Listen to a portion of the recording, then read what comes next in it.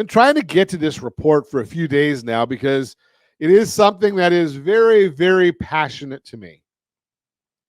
I feel strongly about dealing with or doing whatever we can to help those folks with disabilities. Borrow Smart segment brought to you by rsrdebtfree.com, rsrdebtfree.com. Able accounts offer tax benefits and more to people with disabilities. If you or someone you know has a disability, you want to learn about ABLE accounts, ABLE accounts. These tax advantage savings and investment accounts were created specifically for people with disabilities. And in addition to offering tax benefits, ABLE accounts allow account holders to build wealth and financial security without losing access to means-tested benefits such as Supplemental Security Income, SSI, and Medicaid. What is an ABLE account? ABLE accounts are savings and investment accounts for people with disabilities. The Achieving a Better Life Experience, ABLE Act of 2014, created ABLE accounts, which are a type of a 529A plan, similar to 529 college savings plans. Each eligible person, account owner or beneficiary, can have one ABLE account, but anyone can contribute to the account on the beneficiary's behalf. These accounts can be helpful for people with disabilities who want to accumulate savings without losing access to means-tested benefits. That'd be public benefits that depend in part on someone's income or resources. Then they can be helpful for parents, family members, and friends who want to support a loved one with a disability. 6 ABLE account advantages. ABLE accounts offer several significant benefits you won't receive with other savings, investment, and tax advantage accounts. Number 1, the first $100,000 in the account won't affect SSI eligibility. Generally, SSI beneficiaries won't be eligible for the benefit once they have more than $2,000 or $3,000 for married couples in countable assets.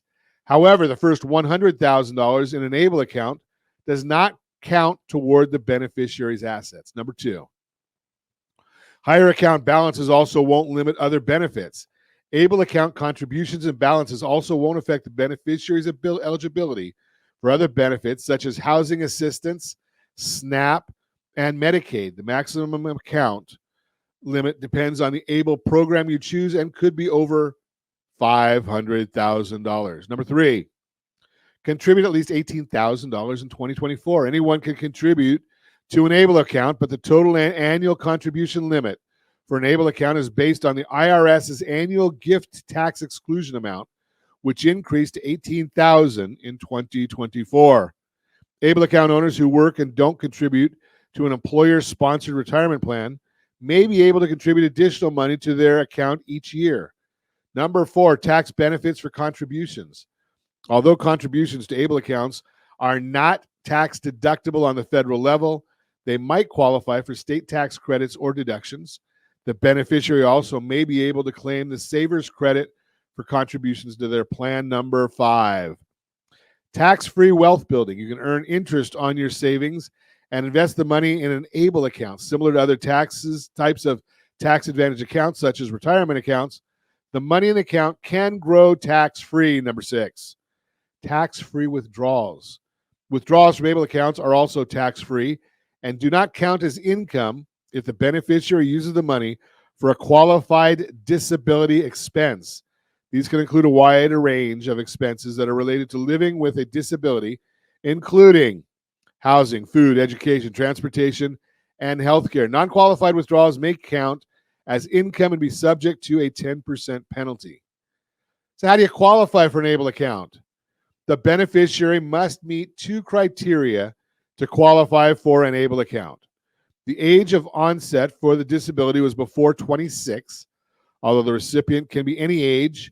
The age of onset for the disability must be younger than 26. However, starting in 2026, the minimum age of onset will increase to 45, a change that will make approximately 6 million people newly eligible for ABLE accounts and receive SSI or SSDI benefits if the person also receives SSI or Social Security Disability Insurance benefits. They are eligible for an ABLE account or self-certify eligibility. If the beneficiary doesn't receive SSI or SSDI, They may still qualify if they are blind or have severe functional limitations based on Social Security Administration's definition and have a written and signed diagnosis from a licensed and eligible healthcare professional. How do you open an ABLE account? ABLE accounts are part of the state-sponsored programs, and states often create websites where you can enroll and manage the account. You don't have to open an account with your state's program. Some states make their program available to non-residents, and a few states don't have ABLE accounts. However, your contributions must qualify you for a state income tax deduction if you use your state's program.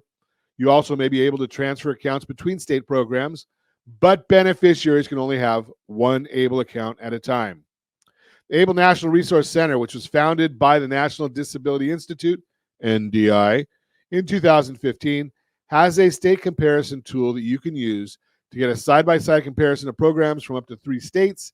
In addition to the potential tax implications, review the state's different investment options, fees, and features. That is the Borrow Smart segment, brought to you by rsrdebtfree.com, rsrdebtfree.com.